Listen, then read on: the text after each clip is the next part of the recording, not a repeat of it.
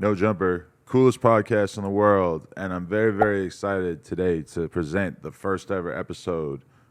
I don't know if there's gonna be a name for this or what, but me and 1090 Jake beginning what hopefully will be a long-standing relationship of doing remote content, even though we are on opposite sides of the country. 1090 Jake, how you doing, my man? Man, I'm good, bro. I appreciate you having me on again.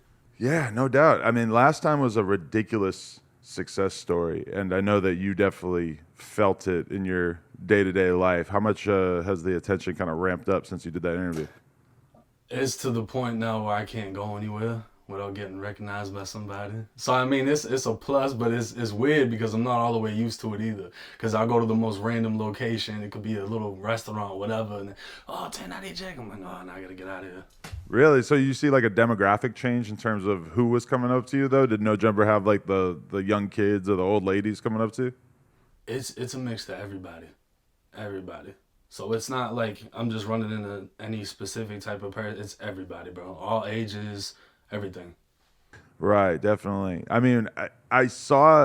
Okay, so this is important for people to know too. Is this so? Recently we had this crazy experience of bringing you out in Boston at the No Jumper live show with House Phone and AD, and that was actually your first time ever coming out on stage and like seeing that many people that fuck with your channel. Even though it was technically a No Jumper audience because we didn't announce that you were coming out Yeah. until well, actually it was a surprise in the middle of the show. But that must have been kind of interesting. Let me know what was that experience like from you?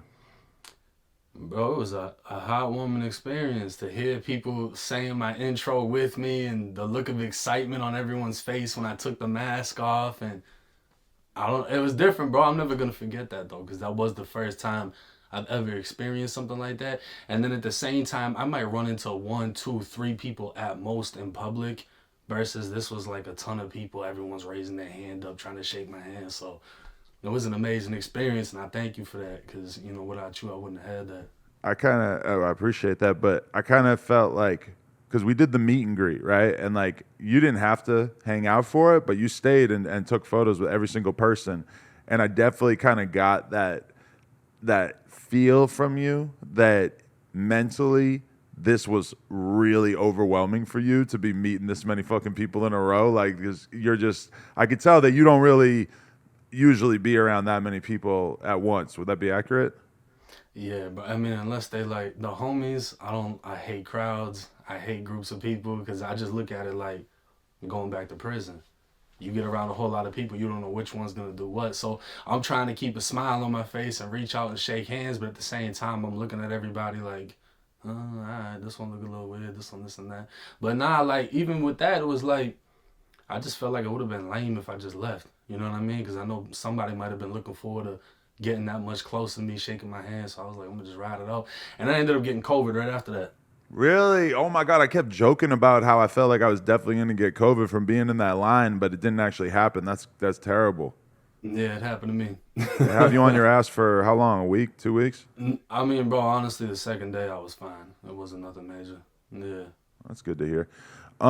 Yeah. So in that experience, like one thing that really stood out to me about you is that pretty much security and making sure that you're safe in whatever environment is.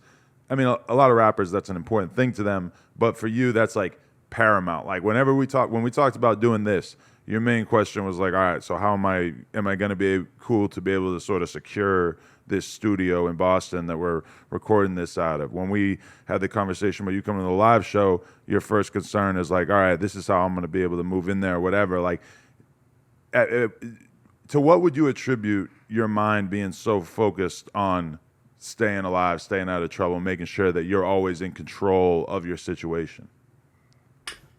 I feel like, when a lot of people talk about stuff like that, a lot of people try to exaggerate things and make things sound bigger than what they are because they want to have a certain image. I feel like you can't fake trauma. So once something's happened to you in your life where blood's everywhere and it's yours or one of your people, you start changing how you do everything. So for me, I like to scope everything out. Even the No Jumper, the live show, like I already scoped the whole place days before we did it. You know what I mean? So I have an idea on what the place is, how it looks, where you can get in, where, everything. I just like to feel in control because once you're there, you're not in control because there's other people there. You know what I'm saying? So for me, I just like to understand as much as I can before I go and put myself in a certain situation. Right. Yeah, I respect that mentality a lot. Just because that's probably, as a rapper, when you see them spending crazy amounts of money on chains and clothes and whatever the fuck, and then meanwhile they're super lax with their security, and they clearly think that that's like something where they can afford to skimp on money or whatever. And I like that you kind of have the opposite mentality, where even though you realistically, I'm guessing, and again I'm guessing, I think like you probably aren't in that much danger, or there's not that many people who are thinking about you in that kind of way, but that you still keep it at the front of your mind that you want to be in control. I Or got a maybe I'm wrong. story for you. Maybe you're more of a hot topic than I'm giving you credit for. I don't know.